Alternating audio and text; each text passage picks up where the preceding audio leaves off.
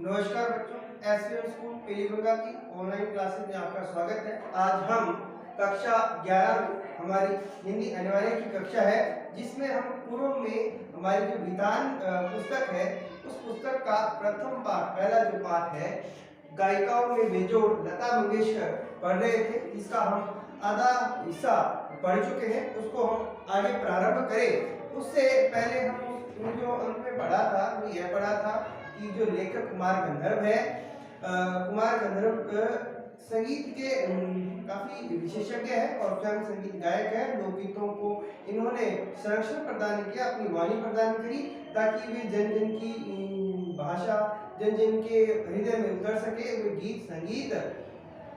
उसी क्रम में आज हम लता मंगेशकर का जो व्यक्ति चित्र जो कुमार गंधर्व ने प्रस्तुत किया था उसकी गानपन की विशेषता को हमने अंत में पढ़ा था कि उनके गाने में गानपन है, अर्थात ऐसा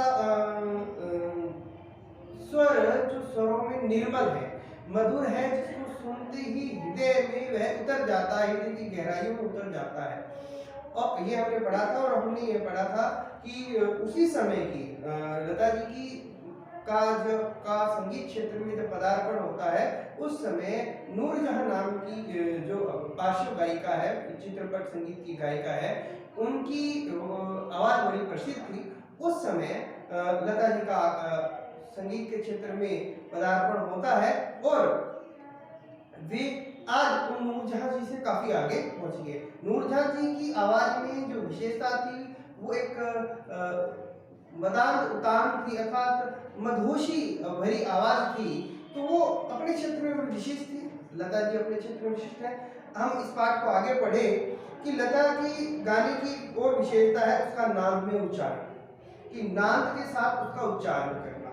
उसके गीत के किन्हीं दो शब्दों का अंतर स्वरों के अलावा बड़ी सुंदर रीति से भरा रहता है कि गायन के अंदर एक शब्द के बाद जब दूसरा शब्द बोला जाता तो उस समय उसके बीच के जो अंतर को है कि लता जी के नाद के द्वारा, उनकी स्वर के द्वारा क्या किया जा सकता है, उसे आसानी से भरा जा सकता है। और ऐसा प्रतीत होता है कि वे दोनों शब्द विलीन होते होते एक दूसरे में मिल जाते हैं।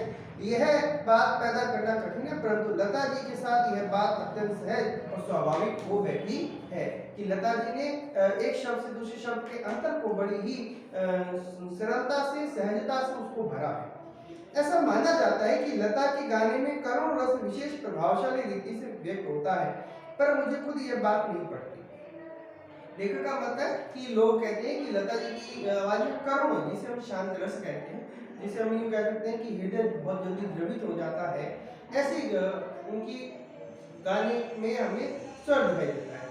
लता जी का ऐसा के गाने के बारे में लोगों का मत है, लेखक इससे अलग मत रखता है। लेखक कहते हैं कि मेरा अपना मत है, लता ने करुण रस के साथ अपना न्याय नहीं किया, बजाय इसके मुक्त श्रृंगार की अभिव्यक्ति करने वाले मध्य या द्रुत लय के गाने लता ने बड़ी कुशलता से गाए।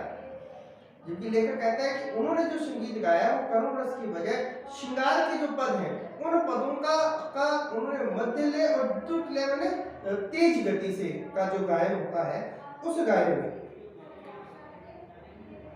में गाया है। मेरी दृष्टि में उसके गायन में एक और कमी है, तथापि यह कहना कठिन होगा कि इसमें लता का दोष कितना है और संगीत दिग्दर्शकों का दोष कितना है। लता का गाना सामान्यतः ऊंची पट्टी में रहता है। गाने में संगीत दिग्दर्शक उसे अधिकाधिक ऊंची पट्टी में गवाते हैं और उसे अकारण चिलवाते हैं कि गायन की क्या है, अलग अलग लय होती है। तो 3 लय के बारे में जानकारी है कि पहली लय होती है वह धीमी लय होती है, जिसे विलंबित लय कहते हैं। एक लय होती है मध्यस्थ लय जो बीच की लय होती है, और एक लय होती है द्रुत लय जो तेज लय होती है। विलंबित लय में एक सामान्य समय लगता है, मध्य लय में विलंबित लय से ज्यादा का समय, और द्रुत विलंबित में मध्य लय और विलंबित लय से 3 गुना समय जो है वो हमें दिखाई लगता है द्रुत लय के अंदर।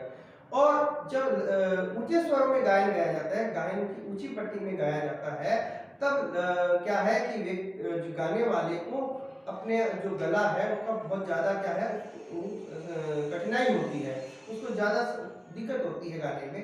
जबकि लता जी ने गाने तो खूब बड़ी आसानी से गाए हैं, ऊंची पट्टी में गाए हैं। और लेखक ये कहता है कि जो संगीत के जो निर्देशक है उन्होंने लता जी के गले को बिना वजह इतना ज्यादा फड़वाया है, अर्थात उसको बिना वजह उनके गाने से गले को बिना वजह इतना परेशान किया गया है, यह लता जी ने स्वयं गाए हैं। इसके विषय में मतभेद है लेखक के बारे में। एक प्रश्न को उपस्थित किया जाता है कि शास्त्रीय संगीत में लता का स्थान कौन सा है। शास्त्रीय संगीत और फिल्मी संगीत अलग अलग होता है, तो लता जी के गाने में शास्त्रीय संगीत का क्या स्थान है? मेरे मत में यह प्रश्न खुद ही प्रयोजन है। लेखक कहते हैं कि यह उद्देश्य से हीन प्रश्न है, उद्देश्य ही होना ही नहीं चाहिए इस प्रश्न का कोई। उसका कारण है कि शास्त्रीय संगीत और चित्रपट संगीत में तुलना हो ही नहीं सकती, क्योंकि दोनों अपने अपने जगह में अलग है। जहाँ गंभीरता शास्त्रीय संगीत का स्थायी भाव है, क्या गंभीरता शास्त्रीय संगीत में गहन गंभीरता होती है, वो संगीत संपूर्ण ही रागों पर निर्धारित होता है। वही जलद लेख और चपलता चित्रपट संगीत का मुख्य धर्म है। जलद लेख का मतलब जैसे जल में लहरें चलती हैं होती हैं, वैसे ही फिल्मी संगीत है। चंचलता इस संगीत का गुण है, जबकि शास्त्रीय संगीत में चंचलता नाम की कोई चीज नहीं है, जलद नाम की कोई चीज नहीं है।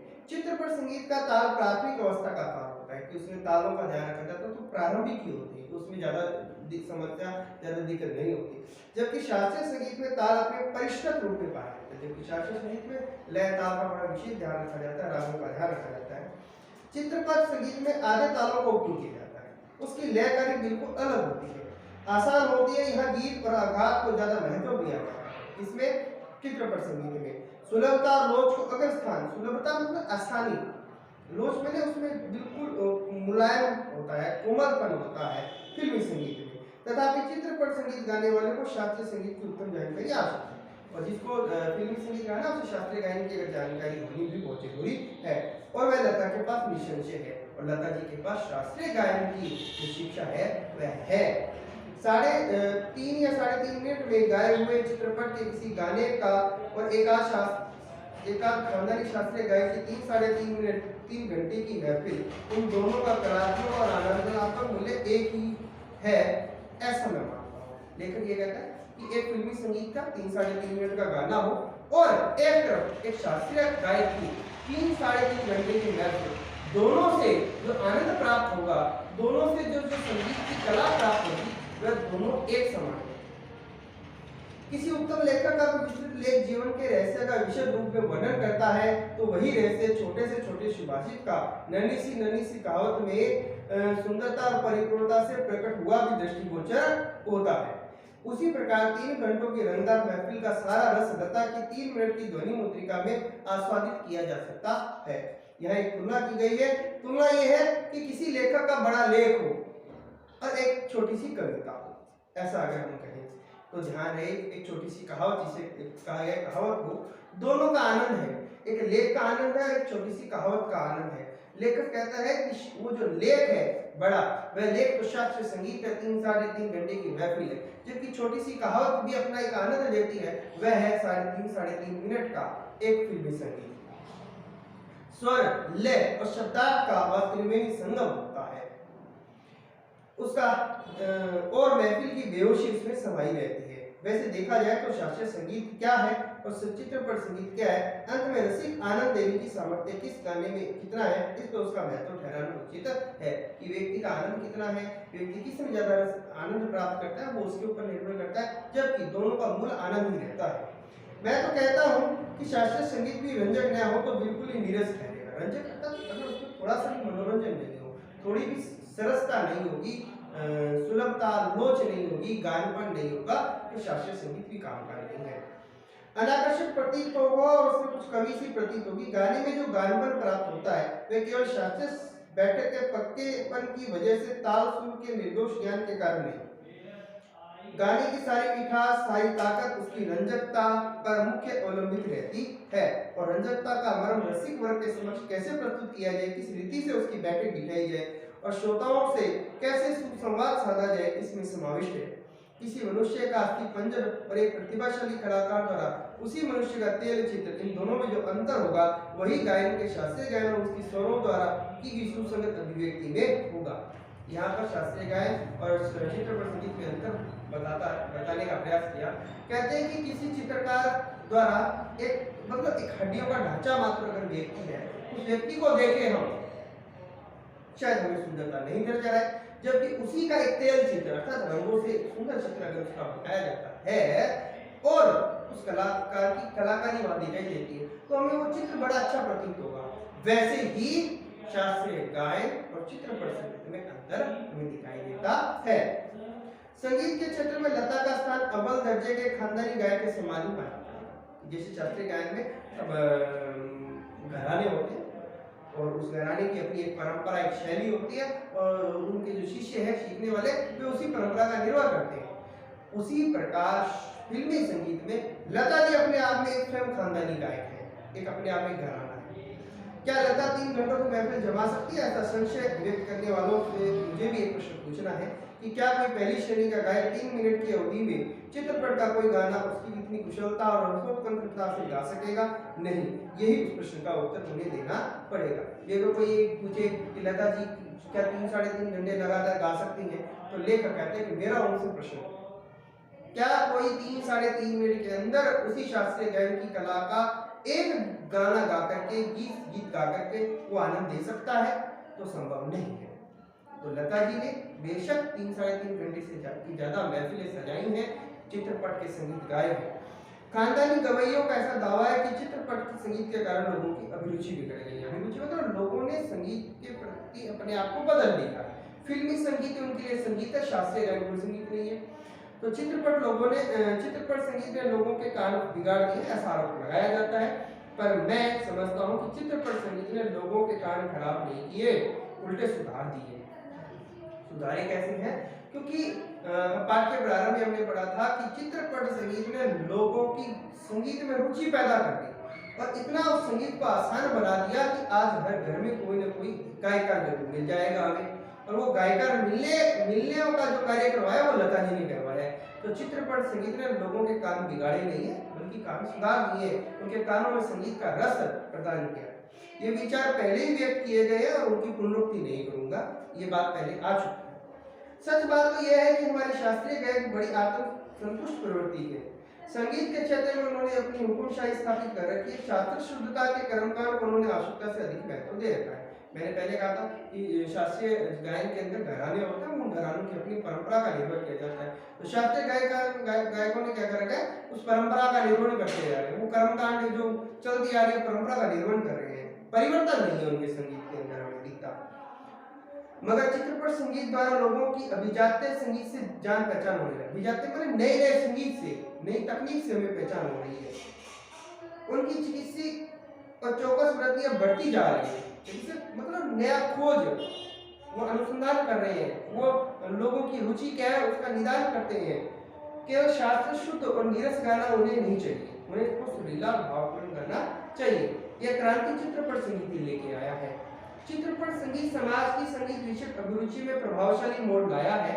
चित्रपट संगीत की लचकदारी का उसका एक और सामर्थ्य है, ऐसा मुझे लगता है। उस संगीत की मान्यताएं, मर्यादाएं, झंझट सब कुछ निराली है। चित्रपट संगीत का तंत्र ही अलग है। क्या यहाँ पर चित्रपट संगीत ने लोगों को संगीत से जोड़ा है और इसने सदैव परिवर्तन किया है। और परिवर्तन के साथ ये कहते हैं कि चित्रपट संगीत सदैव नए नए तरीके खोज रहा है और अपने आप में क्या कर रहा है, उत्तरोत्तर सुधार कर रहा है, उसको और ज्यादा संगीत में सरस बनाने का प्रयास कर रहा है। चित्रपट संगीत का अपना एक अलग तंत्र, उसकी एक अपनी अलग दुनिया है और उसके अपनी एक लोग हैं, उसका अपना एक घराना कह सकते हैं। या नवनिर्मित की बहुत गुंजाइश है, नया होने की गुंजाइश सदैव रहती है।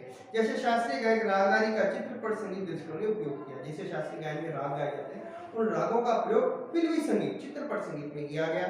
उसी प्रकार राजस्थानी, पंजाबी, बंगाली प्रदेश के लोकगीतों के भंडार को उन्होंने खूब लूटा है। क्या कि फिल्मी संगीत में राजस्थानी, मतलब जिसे हम स्थानीय लोकगीत कहते हैं, राजस्थान के, पंजाब के, बंगाल के या उत्तर बिहार सब जगहों के जो लोकगीत हैं, उनकी शैली को फिल्मी संगीत में प्रयोग किया और एक नया निर्माण खड़ा किया। उनकी अपनी एक नई लय ताल बनी है। प्रदेश के यह हमारे ध्यान में रहना चाहिए। धूप का कौतुक करने वाले पंजाबी लोकगीत, धूप का अर्थात मतलब पंजाबी लोकगीत में लोहड़ी पर, बैसाखी पर जो गीत गाए जाते हैं, उन गीतों की धुनों का प्रयोग फिल्मी संगीत में किया। रुक्ष और निर्जल राजस्थान में पर्जन्य की याद दिलाने वाले गीत, पहाड़ों की घाटियां, खोरों में प्रतिध्वनित होने वाले पहाड़ी गीत, ऋतु चक्र समझाने वाले और खेती के विविध कामों का हिसाब लेने वाले कृषि गीत और ब्रजभूमि में समाविष्ट सहज मधुर गीतों का अतिशय मार्मिक व रसानुकूल उपयोग चित्रपट क्षेत्र के प्रभावी संगीत दिग्दर्शकों ने किया और आगे भी करते हैं। यहाँ पर कहा कि पंजाब के लोकगीतों का प्रयोग सूखे निर्जल जहाँ पानी नहीं है, बादलों की आस रहती है, ऐसे राजस्थान के लोकगीतों का प्रयोग हुआ। पहाड़ी गीतों का प्रयोग और पहाड़ी गीतों में उन पशुओं के खुरों की ध्वनि का प्रयोग, ऋतु चक्र अर्थात समय के परिवर्तन को दिखाने वाले खेती से संबंधित जो लोकगीत हैं वे, और ब्रजभूमि के मधुर गीत, इन सभी का रसों के अनुसार, जैसी स्थिति थी उसके अनुसार फिल्मी चित्रपट संगीत की दुनिया ने उन गीतों के एक एक बोल को, उनकी एक एक लय को, उनकी एक एक ताल को अपनी फिल्मी दुनिया में इस्तेमाल किया और आगे भी इसका प्रयोग होता रहेगा, ऐसी कवि लेखक की आशा भी है। वहां अब तक अलक्षित, असंशोधित, अदृष्टिपूर्ण ऐसा खूब बड़ा प्रांत है और अभी तक हमारे निगाह में बहुत सी ऐसी चीजें हैं जो अभी आई नहीं है, जिसके लिए लेखक संगीत निर्देशक प्रयासरत है और वे उनको इस फिल्मी संगीत में और नया करेंगे। तथापि बड़े जोश से उसकी खोज उपयोग चित्रपट के लोग करते चले आ भी रहे और जैसे समय समय आ रहा है, जैसे जैसे आगे बढ़ रहा है संगीत, वैसे वैसे लोक गीतों का अधिक से अधिक प्रयोग फिल्मी संगीत की दुनिया में किया जा रहा है। फलस्वरूप चित्रपट संगीत दिनों दिन अधिकाधिक विकसित होता चला जा रहा है। ऐसे इस चित्रपट संगीत क्षेत्र की लता अनभिषिक्त सम्राज्ञी जिसे हम रानी कहते हैं, सम्राट की पत्नी, उसी प्रकार संगीत के क्षेत्र में अनभिषिक्त का मतलब बिना किसी पदवी के, बिना किसी वोटिंग के, बिना किसी मतदान के, क्या कहते हैं, जो बेताज बादशाह जो है वो है, सम्राज्ञी है। और भी कई पार्श्व गाए गए हैं पर लता की लोकप्रियता इन सभी से कहीं अधिक है। और भी बहुत फिल्मी संगीत की दुनिया में अनेकों गायिकाएं हैं, परंतु इन सब से ऊपर अगर किसी का सर्वोपरि स्थान अगर है तो वह लता जी है। लता जी से बड़ी कोई भी नहीं है। उसकी लोकप्रियता के शिखर का स्थान अचल है, वह कभी भी नहीं हट सकता, ऐसा माना जाता है और बीते अनेक वर्षों में वह गाती आ रही है, फिर भी उसकी लोकप्रियता अबाधित है, जिसमें कहीं कोई बाधा समस्या नहीं है। लगभग आधी शताब्दी तक जन जन पर सतत प्रभुत्व रखना आसान नहीं है। आधी शताब्दी मतलब 50 वर्षों तक लोगों के हृदयों में राज करना गायन के द्वारा, यह कोई आसान काम नहीं है। कोई 1 वर्ष, 2 वर्ष, 5-10 वर्ष राज कर सकता है, लेकिन कोई भी इतना जो कहते हैं कि अपनी छवि नहीं बना सकता। ज्यादा क्या कहूँ, एक राग भी हमेशा टिका नहीं रहता। भारत के कोने कोने में लता जी का गाना पहुंचे, यही नहीं प्रदेश में भी उनका गाना सुनकर लोग पागल हो उठे हैं। विदेशों में भी लता जी की बड़ी मांग रहती है। ये क्या चमत्कार बनी, और ये चमत्कार हम प्रत्यक्ष देख रहे हैं, क्योंकि लता जी कोई ज्यादा पुरानी नहीं है, लता जी आज भी है, आज भी हम उनके गाने सुनते हैं। आज लता जी हमारे सामने है, वो बेताज बादशाह, बेताज सम्राज्ञी हमारे समक्ष है, तो हम कह सकते हैं कि लता जी चित्रपट फिल्मी संगीत की दुनिया में बेताज सम्राज्ञी। ऐसे कलाकार शताब्दियों में शायद एक ही पैदा होता है और उसको हमने देखा। ऐसा कलाकार आज हम सबके बीच है, उसे अपनी आंखों के सामने घूमता फिरता देख रहे हैं। कितना बड़ा है हमारा भाग्य कि हम कितने बड़े सौभाग्यशाली हैं कि जब इतिहास में याद किया जाएगा फिल्मी संगीत की दुनिया में बेताज सम्राज्ञी का नाम, तो हम कह सकते हैं कि हमने उसे देखा है। यह हमारा बड़ा सौभाग्य है, हम बड़े भाग्यशाली हैं। और इसी के साथ हमारा पाठ पूर्ण होता है। आज के लिए इतना ही, धन्यवाद।